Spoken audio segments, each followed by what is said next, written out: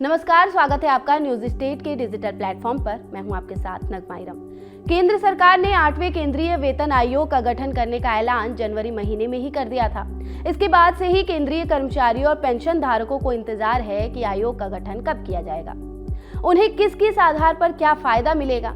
हालांकि वित्त मंत्रालय के एक्सपेंडिचर सेक्रेटरी मनोज गोविल ने एक इंटरव्यू में इस पर बड़ा अपडेट दिया है। मनोज गोविल ने बताया कि 8वां वेतन आयोग अप्रैल तक गठित हो सकता है।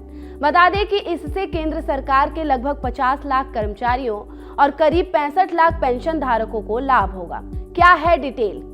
एक्सपेंडिचर सेक्रेटरी मनोज गोविल ने एक इंटरव्यू में उन्होंने कहा कि उनको उम्मीद है कि पूंजीगत कैपिटल एक्सपेंडिचर की गति तेज होगी और इसके संकेत पहले से ही नजर आने लगे हैं। उन्होंने एक सवाल के जवाब में कहा कि हमारा अनुमान है कि अगले वित्तीय वर्ष में वेतन आयोग का कोई वित्तीय प्रभाव नहीं पड़ेगा। वेतन आयोग के गठन के बाद उसे अपने रिपोर्ट सौंपने में कुछ समय लगेगा, जिसे बाद में सरकार द्वारा संशोधित किया जाएगा। इसलिए अगले वित्तीय वर्ष में हमें किसी आउटगो की उम्मीद नहीं है। अप्रैल 2026 में शुरू होने वाले वित्तीय वर्ष में आउटगो होगा।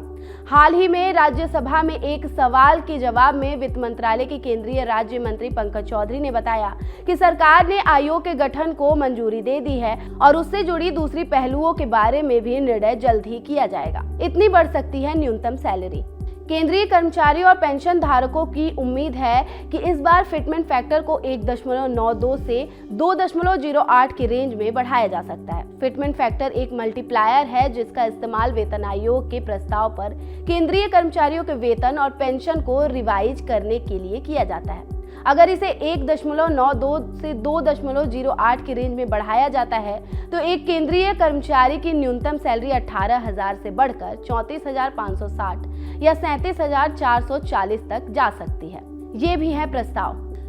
पे स्केल मर्जर के अलावा कर्मचारी पक्ष बेसिक सैलरी और पेंशन के साथ महंगाई भत्ता और महंगाई राहत के क्विक इंटीग्रेशन का समर्थन कर रहा है। प्रस्ताव में सरकारी कर्मचारियों और पेंशन भोगियों पर महंगाई के प्रस्ताव को कम करने, टेक होम सैलरी और पेंशन को बढ़ावा देने के लिए सैलरी स्ट्रक्चर में DADR का एक स्पेसिफाइड परसेंटेज शामिल करने की सिफारिश की गई है।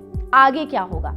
अनुमान है कि सरकार इस महीने के भीतर 3 सदस्यों वाला 8वां वेतन पैनल स्थापित करेगी, जिसमें एक अध्यक्ष समिति का नेतृत्व करेगा। वेतन आयोग को लगभग 12 महीने की समय सीमा के भीतर सरकार को अपने निष्कर्ष प्रस्तुत करने की उम्मीद है।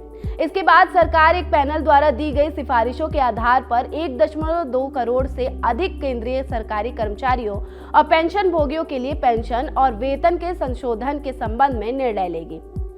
सरकारी कर्मचारी के वेतन ढांचे की समीक्षा और बदलाव की सिफारिश करने के लिए केंद्र सरकार द्वारा हर दशक में एक बार वेतन आयोग का गठन किया जाता है।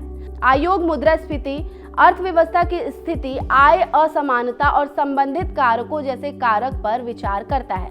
इसके अतिरिक्त यह सरकारी कर्मचारियों को प्रदान किए गए बोनस, भत्तों और अन्य लाभों की समीक्षा करता है। वर्तमान में 7वां वेतन आयोग चल रहा है। इसका कार्यकाल 31 दिसंबर 2025 को खत्म होगा। साल 2026 में 8वां वेतन आयोग लागू हो जाएगा।